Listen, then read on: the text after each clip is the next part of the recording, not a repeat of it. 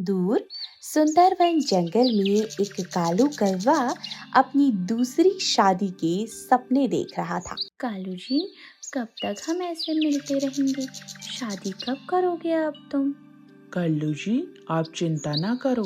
आप अपने पिताजी से बात करो और मैं घर जाकर गौरी का कोई इंतजाम करता हूँ। गौरी, तुझे 10 बार बोला है मैंने, मेरे सामने मत बैठा कर।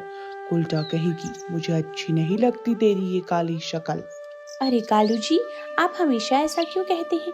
कौवे तो काले ही होते हैं। आप खाना खाएंगे क्या पति जी? गौरी हमेशा कालू से प्यार भरी बातें करती, लेकिन कालू तो उसे खास भी न डालता, क्योंकि उसके मन में तो कल्लो कव्वी बसी हुई थी, जो कि सुंदर और जवान थी। और कालू की उम्र तो कल्लो के पापा से थोड़ी ही कम थी। कल्लू के पापा को कालू और कल्लू के अफेयर के बारे में पता लग गया था और वह भागा भागा कालू कौवे के पास आता है। तो तू ही है कालू कौवा जिसने मेरी बेटी को फंसा रखा है। अरे अंकल जी आप यहाँ कैसे? मुझे बुला लेते, मैं आपके पास आ जाता। मैं ही हूँ कालू। अंकल किसे कह रहा है?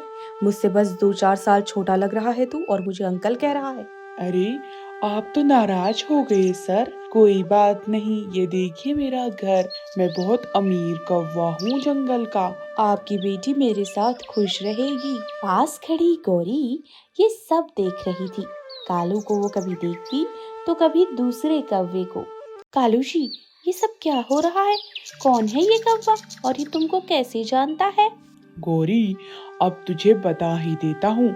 इनकी बेटी कल्लो मुझे बहुत प्यारी है।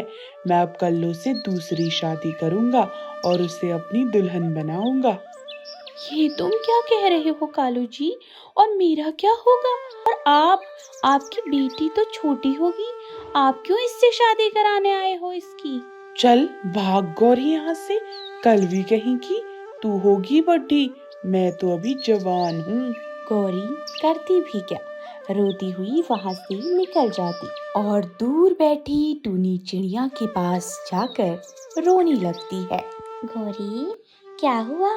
क्यों रो रही हो? क्या कालू भाई ने कुछ बोला फिर से? क्या करूं टूनी बहन, मेरी जिंदगी कालू ने खत्म कर दी। मेरी माँ ने कालू की अमीरी देखकर शादी करी, सोचा मेरी बेटी अमीरों में ब्याह कर खुश रहेगी। अब तो दूसरी शादी करना चाहता है कालू। आज तो उस दूसरी कौवी का पिता घर आया था। गौरी, करने दो कालू को दूसरी शादी। बहुत जल्द समझ में आ जाएगा उसे। बस कुछ दिन चुप रहो तुम। फिर गौरी घर आकर अपने घोंसले पर बैठ जाती है। कालू तो खुशी खुशी अंगूर खा रहा था। गौरी, तू आ गई? तब से देख रहा हूँ तुझे। अब बताओ, मेरी शादी वाली पगड़ी और सूट कहाँ है?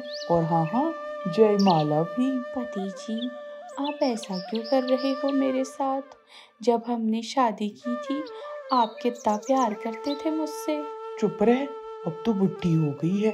और अब बकवास बंद कर, और घर में रहना है तो चुप रहना सीख ले। और हाँ, ये पगड़ी और सूट साफ कर देना। तब तक मैं अपनी कल्लो रानी के पास मिलकर आता हूँ। बेटी, तुम क्यों उस कालू बुढ़े से शादी करना चाहती हो? ऊपर से वो शादीशुदा भी है। पापा, मैं कौन सा उस बुढ़े से प्यार करती हूँ? मैं तो बस उसकी दौलत के पीछे हूँ। कुछ दिन में मर जाएगा, फिर सब मेरा होगा। फिर मैं कर लूंगी किसी और जवान कौवे से शादी, लेकिन पैसा तो समेट लूं तब तक। फिर दोनों हंसने लगते हैं। तभी कालू कौवा भी वहां पर आ जाता है। ठीक है बेटा, तुम दोनों बात करो, जरा शादी का सामान लेने जाता हूँ बाजार तक। कहो कल्लू रानी, देखा मैंने कहा था ना, तुम्हें अपनी बना कर रहूंगा। पर कालू जी, उस गौरी का क्या होगा? कोई नहीं, तुम उसे अपनी नौकरानी बनाकर रख लेना। ठीक है कालू जी, थैंक्स। तो दोस्तों, स्टोरी में आगे बढ़ने से पहले प्लीज फटाफट से स्टोरी को लाइक शेयर जरूर कर ले।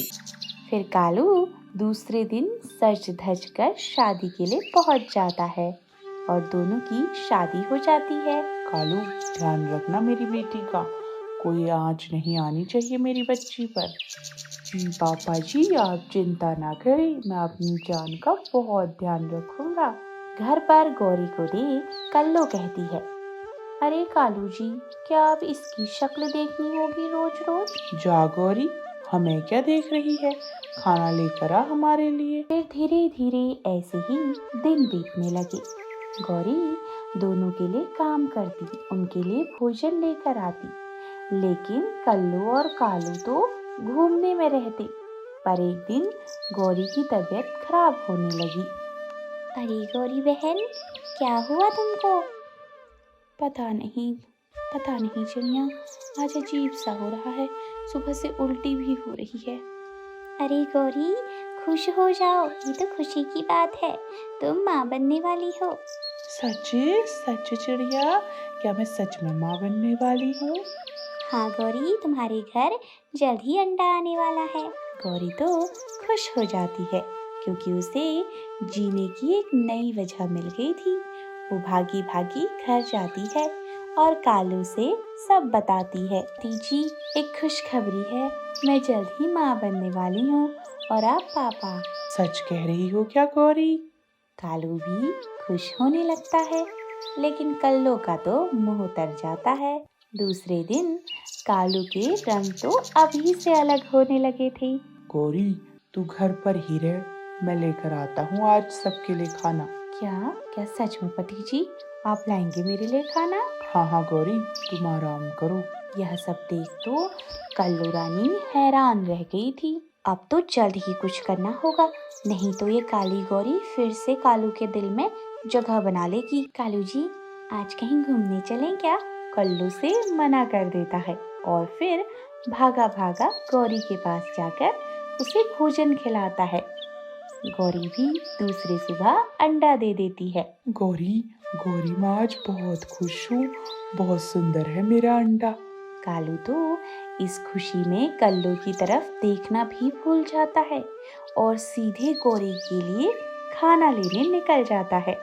कल्लो, मुझे पता है तुम कालू की दौलत के पीछे हो, लेकिन याद रखो, जैसा उसने मेरे साथ किया था वो तेरे साथ भी कर सकता है। मेरा तो कोई नहीं है इस दुनिया में, इसलिए मुझे यहीं रहना पड़ा। लेकिन तुम इतनी जबान हो, क्यों इस दौलत के पीछे अपनी जिंदगी बर्बाद कर रही हो? चुप रहो तुम, ऐसा कुछ नहीं होगा। लेकिन कल्लो तो गौरी की बात सुनकर डर गई थी और कालू का बदलता व्यवहार भी कल्लो को डरा रहा था।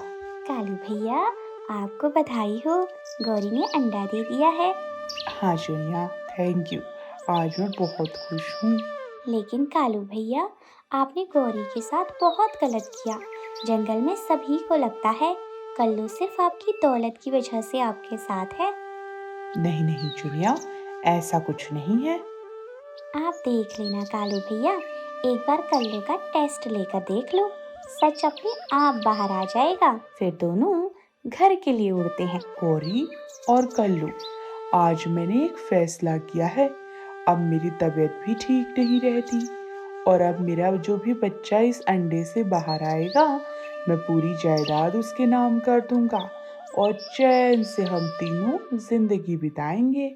हाँ कालू जी, आपने बहुत अच्छा सोचा, मैं बहुत खुश हूँ आपके फैसले से।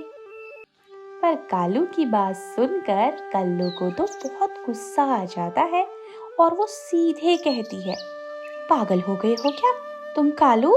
मेरा क्या होगा? क्या होगा मतलब? तुम भी हमारे साथ रहोगी? चुप बिल्कुल, मैंने तेरे से शादी ही दौलत के लिए की, मेरे हाथ अब कुछ नहीं आएगा।